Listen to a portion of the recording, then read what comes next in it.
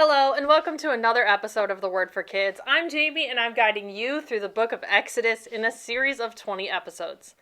So far, most of the book of Exodus has been about the Israelite people trying to get out of Egypt, where they were being held as slaves. Moses and his sidekick Aaron were constantly asking the Pharaoh to let them go, and Pharaoh kept on refusing to let them. As a result, God sent many signs or plagues upon Pharaoh and his people. In the last episode, the final plague occurred. God passed through Egypt, and as he did so, the firstborn son of each family died. However, he provided directions for the Israelite people to follow so their own sons would not die. On that sad night, all Egyptians were crying out because every family lost a son, and that's when Pharaoh finally let the Israelites leave. In fact, the Egyptian people begged them to go quickly and gave them anything they asked for to take on their journey, because they were afraid of what would happen if the Israelites did not leave. And that's where we left off last time. Are you ready for today's adventure? Let's go!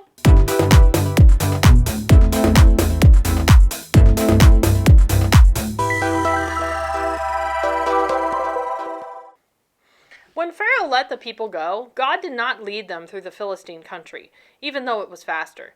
The Philistines were a strong group of warriors, and God did not want his people to go to war with them, become scared, and change their minds and want to go back to Egypt. So God led the people by way of a desert road toward the Red Sea. Moses took the bones of Joseph with them when they left Egypt, because Joseph had made the Israelites swear an oath to do this.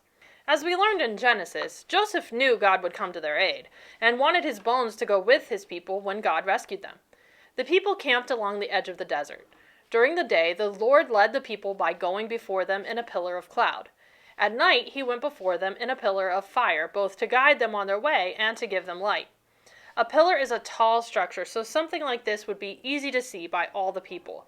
The Lord then told Moses to have the people turn back and camp by the sea, so Pharaoh would think that they were wandering around confused and come after them. But the Lord said he would gain glory for himself through this, and all the Egyptians would know that he was the Lord. Pharaoh heard that all the Israelites had fled Egypt, and though he had given them permission to do this, he and his officials changed their minds, thinking, "What have we done? We let them go and lost their slave labor." He had his chariot made ready and took his army in pursuit of the Israelites. With him he had 600 of his best chariots, and all the other chariots of Egypt as well, as the officers over them. The Israelites marched out boldly as Pharaoh approached with his massive army of horses and their horsemen, chariots, and troops. Pharaoh overtook the Israelites at their camp by the sea. As the Israelites saw Pharaoh's army approaching, they were terrified. They cried out to the Lord. They asked Moses, "What have you done to us by bringing us out of Egypt? It would have been better for us to serve the Egyptians than to die in the desert." But Moses said to them, "Do not be afraid. Stand firm, and you will see the deliverance the Lord will bring you today. The Egyptians you see today, you will never see again. The Lord will fight for you. You need only to be still." And then it was time for another amazing example of God's power and his love and protection for his people. He told Moses to raise his staff and stretch out his hand over the sea to divide the water so his people could walk through on dry land. The angel of God withdrew from in front of the people. The pillar of cloud went behind the people to get between them and the Egyptians and brought darkness to one side and light to the other.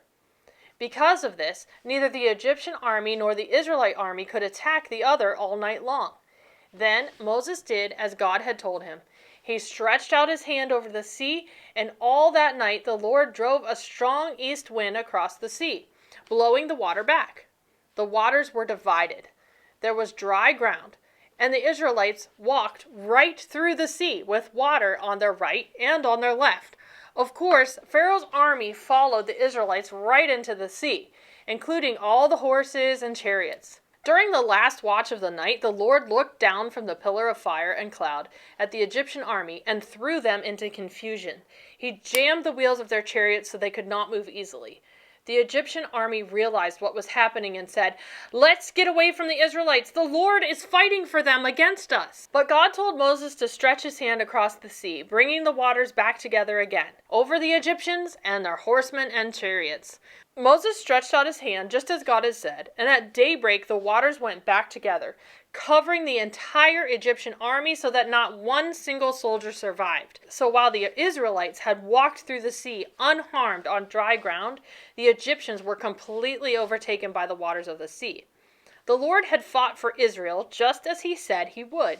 He saved the Israelites, and as they looked back and saw their enemies dead on the shore, they again put their trust in the Lord and in his servant Moses. And that's where our story ends for today. It's time for the word of the day.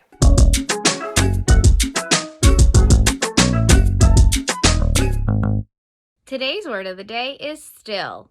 Still means to be calm, quiet, or not moving. Still.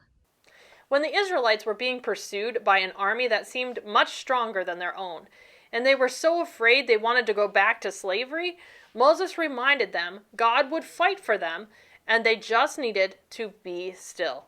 There's an important lesson in there for us, too. When something isn't going our way, when we're afraid or confused or angry, the last thing we want to do is be still. We want to do something. We want to take action.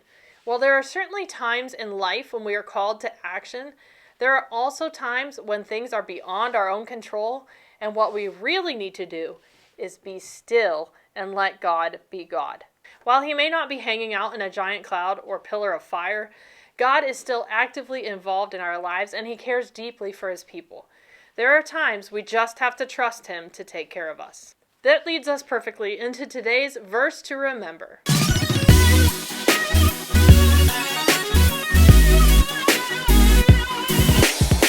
Today's verse is Exodus 14:14.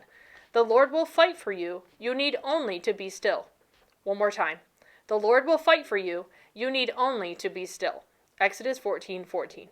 That's all the time we have for this episode. I can't wait to see you again soon for another episode of The Word for Kids.